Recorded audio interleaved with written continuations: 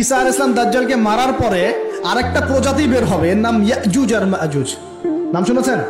এই যে এই সূরার মধ্যেই আছে, এই সূরা কাহাফের কথা বললাম না, সূরা কাহাফের পিছনের দিকে আছে ইন্না ইয়াজুজ ওয়া মাজুজ মুফসিদুনা ফিল আরদ। যুলকারনাইন বাদশার কথা পড়বেন, তিনি এই যে দেয়াল নির্মাণ করে দিয়েছিলেন লোহা এবং তামা দিয়ে, মনে আছে, পড়েছেন? আচ্ছা, এই ইয়াজুজ আর মাজুজ যখন বের হবে পৃথিবীর পানি খেয়ে শেষ করে ফেলে দিবে একেবারে।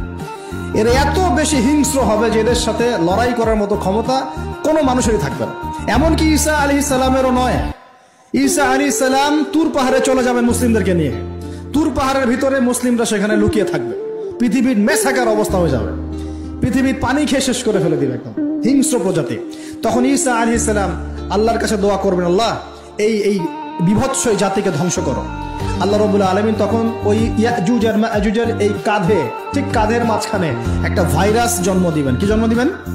ওই যে বলি না মহামারীর ভাইরাস, অমুক ভাইরাস তমুক ভাইরাস, এই ভাইরাস আরো সামনে আছে বাকি এখন। ওই ভাইরাসে, ওই পোকায়, ওই ব্যাকটেরিয়া বা যেটাই হোক আল্লাহ পাক যাই দিবেন, এতে করে ইয়াজুজ আর মাজুজের পুরো প্রজাতি ধপ ধপ ধপ করে মারা যাবে। মানে এটা ছোঁয়াচে রোগ হবে। কি রোগ হবে? ছোঁয়াচে। ঠিক যেমন আমরা একটু করোনা দেখলাম না, একজন থেকে আরেকজন, একজন থেকে আরেকজন, এরকম জিনিস চলবে আরো বিশ্বে।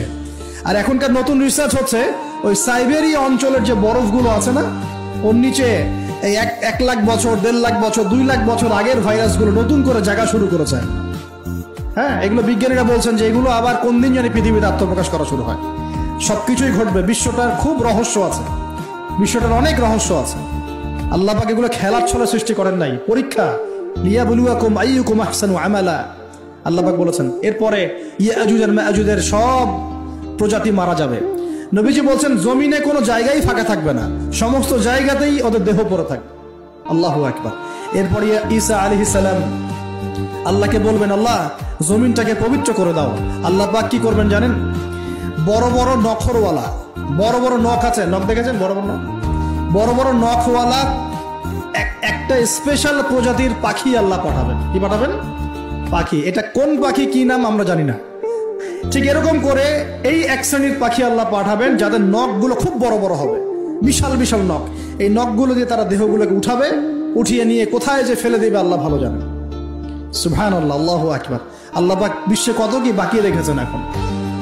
এরপরে আল্লাহ পাক কি করবেন জানেন? আল্লাহ পাক বৃষ্টি বর্ষণ করবেন। এত বেশি বৃষ্টি হবে, এত বৃষ্টি হবে, জমিন ধুয়ে পরিষ্কার হয়ে যাবে।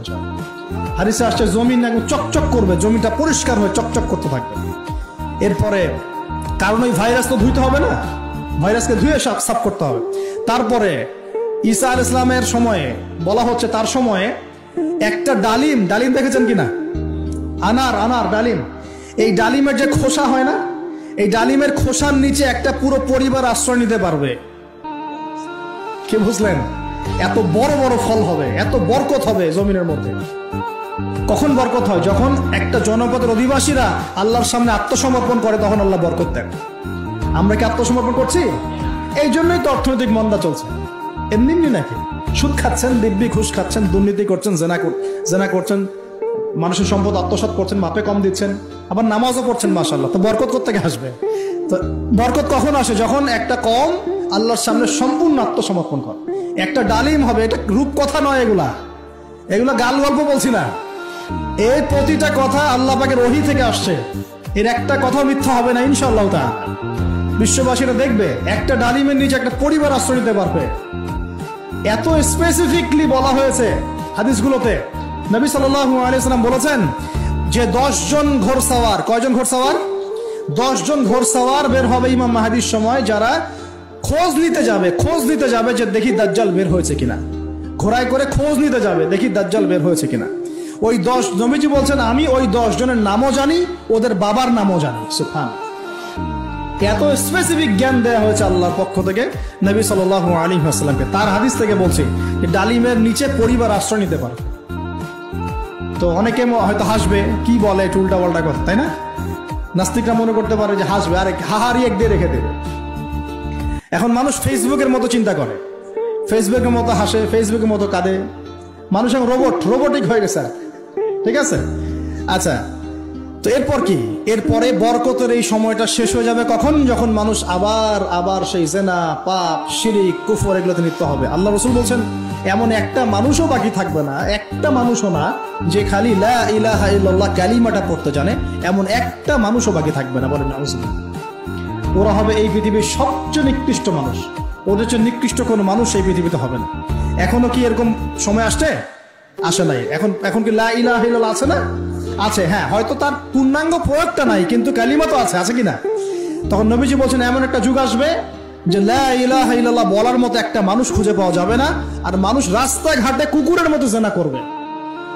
রাস্তাঘাটে কুকুর যেমন সঙ্গম করে না রাস্তাঘাটে, ওই রকম করে মানুষ রাস্তাঘাটে জেনা করবে। ওই সময়ে আল্লাহ রাব্বুল আলামিন পশ্চিম দিক থেকে সূর্য উঠাবে। কোন দিক থেকে? সূর্য সত্যি সত্যি পশ্চিম দিকে উঠবে।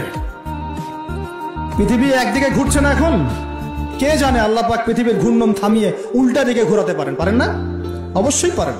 আল্লাহ পাকের জন্য এটা খালি বলা, কুন ফায়াকুন, হও হয়ে যাও, ব্যাস ব্যাস। আমি কয়েকদিন আগে রিপোর্ট দেখেছি, পৃথিবীর নিচে কিন্তু আগুনের স্তর আছে, জানেন তো? পৃথিবীর নিচে আগ্নেয়গিরিগুলো আছে। পৃথিবীর ভিতরে একটা ঘূর্ণন হয়, সেই ঘূর্ণনের দিক পরিবর্তন হচ্ছে দিন দিন, এমনটা রিপোর্ট এসেছে। দেখেন, আপনি ইন্টারনেট ঘাটাঘাটি করেন, দেখেন। আর অনেকে রিপোর্ট করছে যে পৃথিবী আগে যে গতিতে ঘুরতো, এখন পৃথিবীর ঘূর্ণন গতি একটু বেড়ে গেছে। দেখেন রিপোর্ট দেখে, ঘূর্ণন গতি বেড়ে যাওয়ার মানে হচ্ছে টাইম দ্রুত পাস করবে। আর শেষ জামানার হাদিস এটাও আছে যে সময় দ্রুত পাস করবে, আছে না? এটা হাদিস আসছে।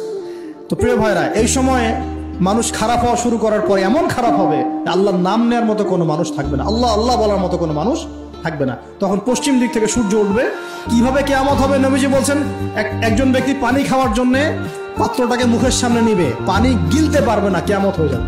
নাউজুবিল্লাহ। ইযা ওয়াকাআতিল ওয়াকিআ লাইসা লিওয়াকাআতিহা কাযিবা আল কারিআতু মাল কারিআ ওয়া মা আদরাকা মাল কারিআ। আছে না? আম্মা ইয়াতাসাআলুন আনিন নাবাইল আযীম। কত সূরা আছে কিয়ামত সংক্রান্ত, পড়ে দেখেন। ইযা যুলজিলাতিল আরদু জিলজালাহা ওয়া আখরাজাতিল আরদু আসকালাহা ইযা শামসু কুবিরাত ওয়া ইযা নুজুমু কাদারাত।